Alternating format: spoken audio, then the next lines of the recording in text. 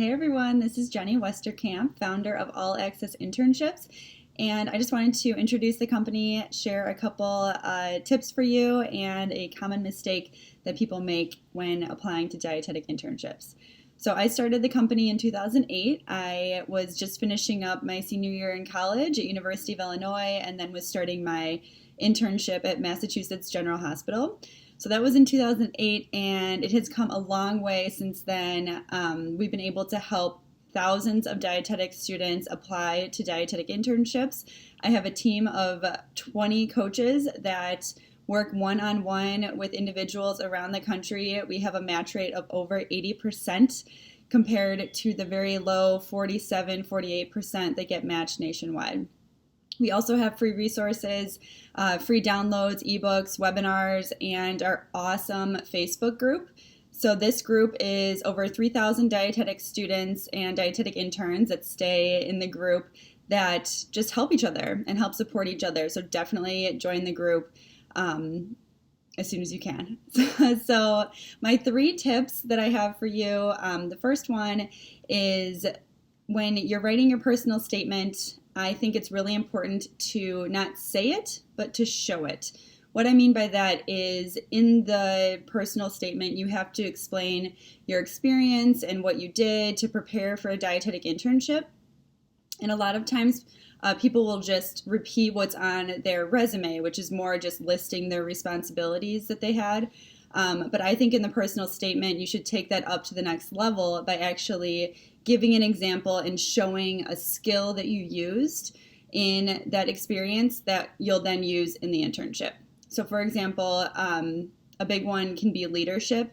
I love talking about leadership in the personal statement, and I think if you can show an example of how you were a leader, as opposed to just saying that you were a part of a student club or that you were a manager at a restaurant, actually give an example of where you applied that leadership and show it instead of just saying it. A method that I use is the STAR method, and you can find that in the explanation on the videos page at allaccessinternships.com. The second tip is to get to know the directors outside of the application process. Directors are human beings, and I think it's important to create relationships with them outside of the application because it's competitive and any little thing can help. That means having a phone call, having an email conversation back and forth, setting up a meeting, going to an open house, going early to the open house so that you can have some one-on-one time with the director. Anything you can do to just show that you're truly interested and to show that you're doing as much as you can to stand out in the application process. Finally, my third tip is to stay positive. This seems like a fluffy tip and not very helpful. However, I do think it's the key to success in all of this. Besides just staying positive about the stress that you might be going through when you're applying, I also apply this message to your application. A lot of times in the personal statement, especially, or even in the interview process, students will not feel confident and they'll end up saying negative things about themselves and not even realize it. In the personal statement, for example, I've read drafts where students will talk about, I did so poorly in school. I had a 3.4 GPA one semester, and kind of talking down on themselves where, that's not a bad GPA and it's not really a negative thing. That happens a lot in the weakness paragraph where they're just too negative about themselves and they're not using a better weakness and they're not spinning it positively. So when I say stay positive, think about showing confidence in your statement and even in the interview process and not talking down about yourself in a negative way that then makes directors think you're not confident in your abilities.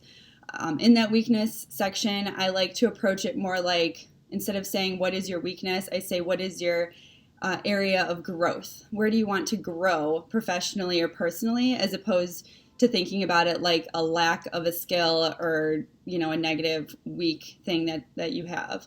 So think growth, and you'll look at that question a little bit differently and be more positive. the positive mental attitude thing. I'm a huge fan of that. PMA all the way. I love it, and I think it can really make all the difference in this experience and in this journey. My one common mistake that people make is that they don't sell themselves enough. I think about how competitive this process is, and you have classmates that you're working with, and they're basically your competition. But you do have to sell yourself. You do have to make it so that it's like a what is it, like a case, or you're a lawyer in a courtroom, and you have to provide all this evidence to the jury. You need to be giving as much evidence as you possibly can and be convincing in your arguments in order to stand out. And that's where selling yourself comes about. A lot of people are very uncomfortable with this feeling, and that's where working with a coach can actually really push you past that wall and make you sell yourself, because we've seen hundreds of personal statements and resumes and diecast applications, and we know what type gets in and what type doesn't get in, and we can help you get closer to the more competitive, more sell yourself type of application, kind of take it to the next level. So that's it. I hope you enjoyed these tips. Please check out allaccessinternships.com. We are so devoted to helping you apply to dietetic internships with confidence. And my coaches are very excited for this season and to be able to work with you all one-on-one to help you get matched. So good luck, everyone. Talk to you soon.